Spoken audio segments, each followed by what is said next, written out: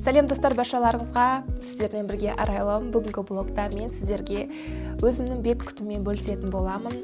Қандай құралдар қолданамын, қалай тазалаймын, және ылғалдандыруды қалай жасаймын, барлығын көрсетемін. Ендеше мен бірге болыңыздар. Бетімді екі этаппен тазалаймын. Ол менде бірінші гидрофильное масло. Гидрофильное масло менде Синтелланың гидрофильное майы. Бұл өте жақсы тазалайды. SPF-ті, тональный кремді барлығын өте жақсы кетіреді. Күнделікті қолданғанға өте жақсы. Екінші кезекте менде CeraVe пенкасы. Бұл да өте жұмсақ, теріні құрғатпайды. Күнделікті қолдануға өте жақсы. Таза тері ол күтімнің ең маңызды қадамы. Сондықтан осы екі этаппен міндетті түрде қолданамын. Этап менде ол тонер менде Синтелланікі өте жақсы әсер етеді. Яғни пенкадан жуғаннан кейін бетіміз әдетте құрғай бастайды. Сол кезде тонер қолдансаңыздар, ылғалдандырады, бетті тыныштандырады. Сонымен қатар тазалағаннан кейін бетті өте жақсы әсер береді. Яғни келесі этапқа дайындайды. Тонердан кейін міндетті түрде мен сыворотка қолданамын. Сыворотка менде витамин С, примордка. Яғни бұл витамин бізде бетті жақсы ылғалдандырады.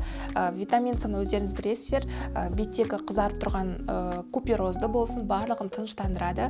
Бетіңіздің қызарғаны бір сөзбен айтқанда қайтады. Иногда кезек-кезек Синтелланың сывороткасында қолданамын. Бұл да өте жақсы әсер етеді. Әсіресе қысты күндері жақсы ылғалдандырады бетті. Осы екеуін кезек-кезек қолданамын.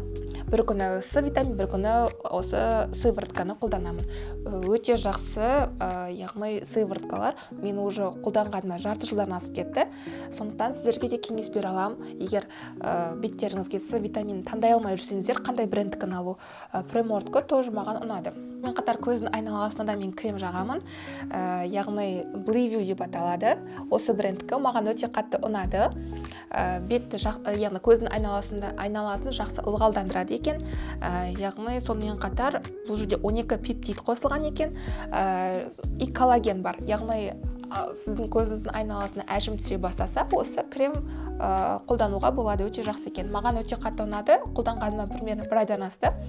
Яғни бұл жерде 30 миллиграмм, яғни ұзаққа жетеді. 1-2 ай, 2,5 айға дейін қолдануға болады. Яғни сіздің жағуыңызға байланысты. Қатар кешкі уақытта мен сыворотканы орнына осы екінші сыворотканы қолданамын. Зелай кислотасы қосылған. Толық атауы басқаша айтылады негізі. Жалпы жазуына қарап оқып жатырмын. Бұл бізде осы күз мезгілінде және қыс мезгілдерінде қолдансаңыздар болады. Беттегі яғни тонусты орнына келтіреді, ылғалдандырады. Және күнделікті қолданғанға өте жақсы. Яғни бұны қолданғаннан кейін беттеріңіз ағарады. Беттегі комедондардың барлығын кетіреді, қызарғаның барлығын басады. Өте жақсы. Кешкісін қолданасыздар, бірақ бұны қолданғаннан кейін міндетті түрде артынан увлажняющий крем қолдану керек. Өйткені бұны жаққаннан кейін бетіңіз кішкене құрғай бастайды, ал артынан увлажняющий крем жақсаңыз, өте жақсы әсер етеді. Таңертеңгі уақытта тұрған кезде беттеріңіз өте әдемі болып тұрады. Сондықтан осы сыворотканы тоже қолдануға кеңес беремін. Анва 10+ деп аталады. Кез келген корейский магазиндерде сатылады. Маған өте қатты ұнады бұл бренд. Сонымен қатар иногда осы витамин А-ны қолданамын кешкі уақытта. Бұл кезде бұны қолданған кезде мен тонер жағам, және тонердан кейін бірден осы витамин А-ны қолданамын. Яғни Анва 10+ пен кезек-кезек. Өйткені бұны қолданған күні витамин А-ны қолданбаймын, өйткені бұны бөлек қолданатын боламын. Бұл тоже бетке өте жақсы әсер етеді. Алдын ала түскен әжімдердің барлығын орнына келтіреді. Яғни бетіңіз қабыршық болып тұрса, тоже өте жақсы көмектеседі. Маған өте қатты ұнады. Қазіргі уақытта тек осы уходтарды қолданамын. Маған өте қатты ұнайды. Таңертеңгі және кешкі уходтар. Увлажняющий крем Instri гиалурон қышқылы Aqua гель кремі. Бұл негізі жазғы уақытқа өте идеально келеді. Менде просто қазір увлажняющий крем тек осы ғана бар үйде. Сондықтан бұны қолданамын. Бұл үйде болсаңыз өте жақсы әсер етеді. Тоже жақсы ылғалдандырады бетті, құрғақтықты басады. Сондықтан егер сіздер өздеріңізге увлажняющий крем іздеп жүрсеңіздер, міндетті түрде осы кремді де алып қолданып көріңіздер. Сіздерге